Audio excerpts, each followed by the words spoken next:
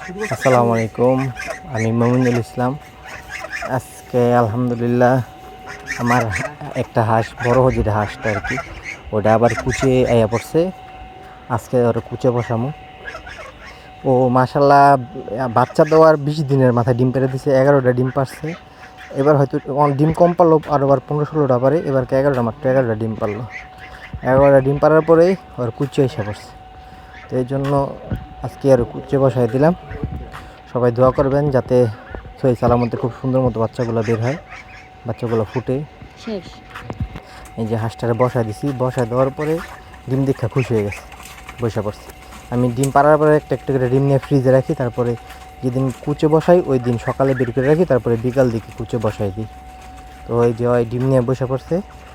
এখন একটু পরে ওর সামনে যাই, আবার ফিরে হাত বাড়ামু, ওই ফুসফুস করে, মানে আজকে কুচে বসছে, আজকে ফুসফুস করতেছে, সামনে করে দেখতে পারতেছে না। তো সবাই ওর জন্য দোয়া করবেন, ভালো থাকবেন, সুস্থ থাকবেন। আসসালামু আলাইকুম।